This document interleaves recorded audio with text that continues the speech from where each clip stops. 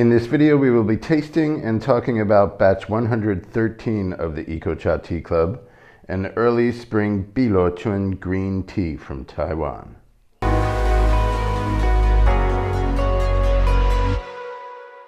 Batch 113 of the EcoCha Tea Club is an early spring Luo Chun green tea from Taiwan, specifically Sanxia district of the Greater Taipei area in northern Taiwan.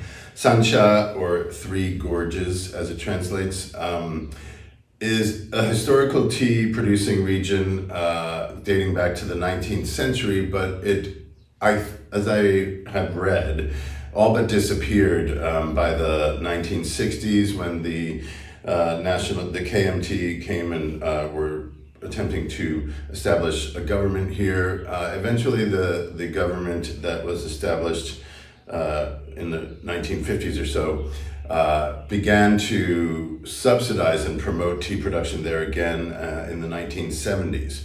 And Luo Chun is also an historical type of tea coming from mainland China.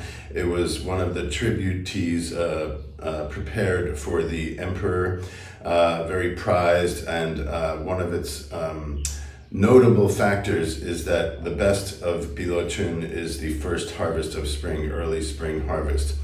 Something that is referred to as Mingqian. Qingmingjie is a holiday, Tomb Sweeping Day, as it happens to be, usually it falls on the first weekend of April. And tea harvested before that first weekend of April holiday is considered early spring tea. Our batch was harvested on March 12th. We purposely waited over a week after they first started harvesting based on our experience last year. Last year was a very wonderful batch of tea that we procured. We were very determined last year to get the very first day's harvest, which we succeeded at. It was harvested on February 26th. And we learned from that experience that indeed it is probably the most fragrant tea that we might have ever purchased. But it had a very delicate character and body to it, well, relatively delicate. And so you got a very amazing aromatic profile, and then it was a very kind of light, green and subtle, very enjoyable to experience for what it offered. But we decided to go for a happy medium between our previous years of purchasing, which would have been a little bit later, maybe mid-March or later, and last year's of the very first day. So we went up about 10 days into their spring harvest. And the producer of this tea said to us last year, yeah, the first week of harvest is considerably lighter and more delicate, and people like to procure it for the local competition. That sets a standard that I believe is focusing on the aromatic profile primarily. So we went up, and it turns out that we picked the right day to schedule. It was a nice day of weather the day prior. When we went up and after we had picked up our tea and drove back from Taipei, it was raining. So they say that with this type of tea, the farmers pick it by hand, they blow dry it with fans in their own homes before bringing it to this factory that processes the tea. So they claim that it has no difference. Coming from Oolong country, where rainy days are feared, because the Oolong tea makers believe that that first stage of solar withering is really crucial. And there are ways around it. There's a new system of using like a trough with heated wind to start the wilting process. But most tea farmers think that sunlight and the infrared coming from the rays of the sun do the best job in kickstarting that wilting process. This tea is a different vegetable altogether from Oolong tea, really, because the leaves are so small when they are picked. We can see by the brood leaves that there's virtually no stem material. And there's just a lot of leaf buds looking like this. So this is a leaf that grew and never even opened before it was picked. And then we have, slightly larger and opened leaves, but there's still really, there's the bud, and there is a leaf wrapped around that bud. So it's like two very small leaves in a bud This is like a small fraction of a matured oolong stock. And that is where Luo Chun gets its distinctive character from. That and the fact that it is made with a particular strain or cultivar of tea that was brought from mainland China that's called Qingxin Ganzai. So it's related to the Qingxin Oolong that High Mountain Oolong Tea is made from. But this tea, it really has an amazingly hearty character. And I guess from the farmer's point of view, the reason they use this to produce Luo Chun, the leaves are harvested like on a particular plot of tea. They will go out and pick the new growth before it gets too big every 7 to 10 days. So it's basically constantly being harvested, the new growth on the tree. And over a month's time, the plant gets tired. It's trying to vegetate and get its nutrition from the sun and that whole thing that plants do. And it has to work harder and harder because people are picking its new growth. So most of the farmers up in this area will make, it'll be made into Luo Chun for the first month or 6 weeks until after that holiday in early April. And then probably mid-April, they'll start allowing the leaves to grow a little bit bigger to make black tea. But my point is there's a freshness and a quality to the aromatic and flavor profiles from Qingxin Ganzai, this cultivar, that is unique, and it is what makes Luo Chun the distinctive type of tea that it is. So I want to taste before I tell you how I brewed it and whatnot.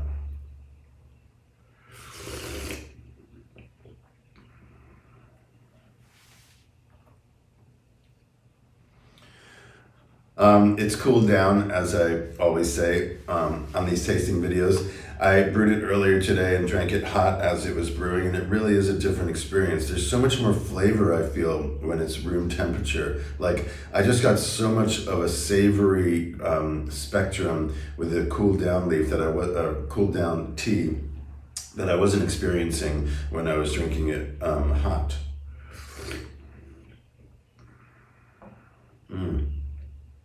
Very fresh, but cooled down. It's just savory herbs is prominent. I was getting more, especially in the smell of the leaves brewing and wafting out of the teapot. So quickly for the specs, this is a 180 milliliter pot as determined by the manufacturer, so we're going to go with that. Oh, and by the way, this is a teapot that a lot of people have raved about or complimented and appreciate using. We just restocked this type of teapot. We call it a white Gaiwan pitcher because you can take the cap off and use it as a pitcher. So it has a versatility in that respect. The thing we love about it most is both the fact that it has a spout.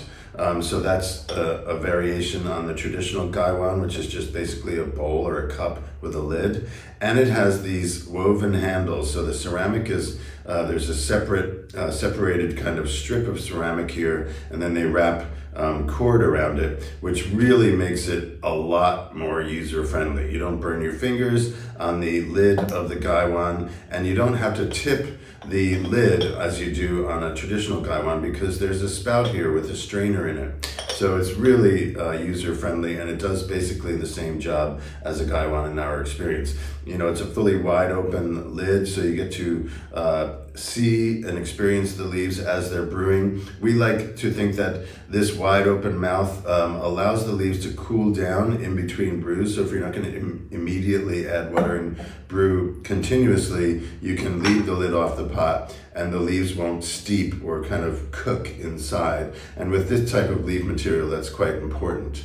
So 180 milliliter pot, we went with a 1:20 ratio, so we put 9 grams of dried tea leaves in. And we started, well, first of all, I don't have my thermometer with me, I always put that away. We use a cooking thermometer, a quick reading thermometer, and we just pour the near boiling temperature out of the kettle into a preliminary pitcher, check the temperature, and let it get down close to 85 degrees. In my experience, anything under 90 or 89 is okay because you're not brewing it very long. So shoot for 85 degrees Celsius. And we started the first brew, we went with 45 seconds because the pot needs to be heated up and the leaves need to be reconstituted with water. Second brew, we went down to 30 seconds, 85 degrees or between 85 and 90. Third brew, back up to 45. Fourth brew, 55, and then the fifth brew, 65. So 45, 30, 45, 55, 65 seconds for brewing. Because these leaves are so tender, they really brew quickly, and it's important to catch the brew without overbrewing this tea. I'm surprised at the hardiness that these leaves, as tender as they are, they don't get astringent in my experience, and they're not overly bitter. The very young, tender composition doesn't have the chemicals, in my experience, that more mature leaves do, that provide that bitter quality. So it's sweet and incredibly fragrant. There is an aspect of astringency, but it's not drying your tongue. So it's just kind of giving you that clean finish on the palate. I'm really liking this cool down.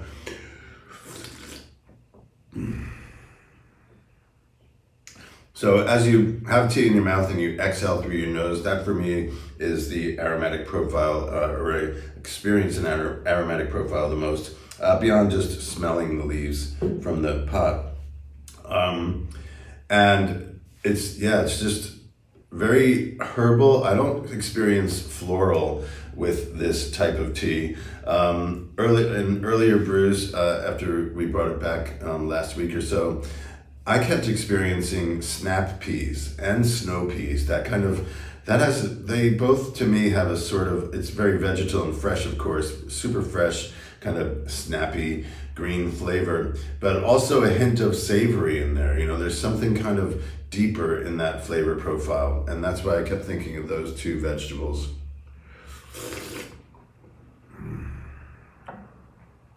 There's a sweetness also to it, like snap peas do also have a sweetness. The classic note in Taiwan that's often mentioned is mung bean, but the way mung beans are usually prepared in Taiwan is as a cold soup and with sugar added. So it's quite sweet, but it has that finish of that deep kind of concentrated vegetal flavor, and mung beans do have a fragrant aspect to them if they're not spiced, where you can't really experience that directly. But in Taiwan, as far as I know, it's just sugar that's added, and it's served as a cold soup, usually in the summertime and hot weather.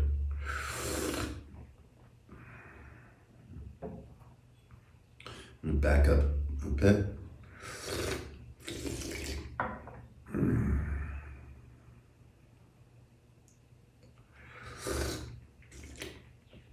There's a nice, thick, smooth texture to the tea, and that's combined with astringency. So it's like when the tea is in your mouth, it feels really, you get more of a sweet, thick experience. And then after you swallow it immediately, there's a very clean finish.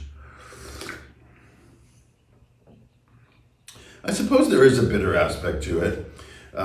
Just different, and the freshness of these baby leaves, so to speak, very immature leaves, puts it in a completely different category than an oolong tea, even a high mountain oolong tea that's very lightly oxidized. It's just a different flavor altogether.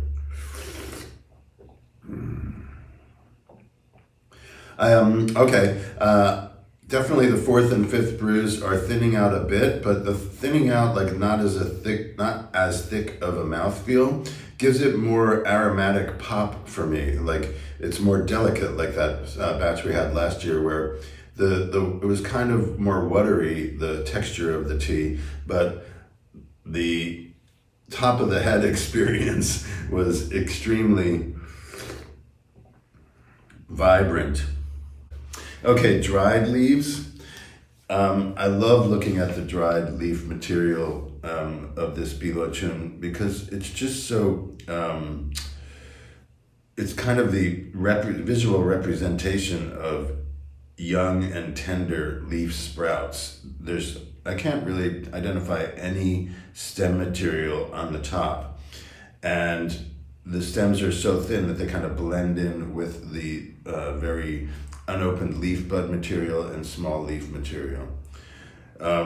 There's a lot of white fuzz. That's because when the leaf buds first sprout, that's a protective coating, like a peach fuzz, so to speak, to protect the just born leaves. So you'll get that in the visuals of the dried leaves, and then also floating on the top of the tea, you'll see tiny microfibers, or tiny little hairs that are coming off the leaf buds. That's no problem, and it's actually it's said to have an aspect of flavor and aromatic quality to those microfibers.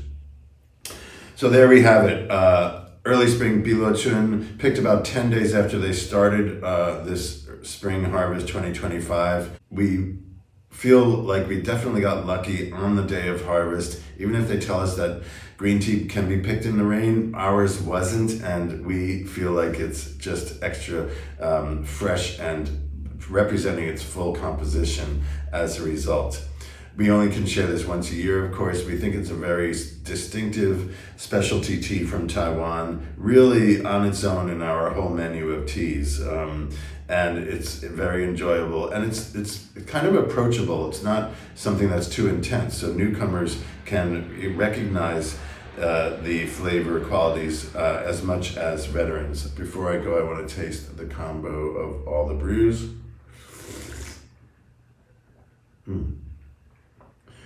This is warmer, of course, and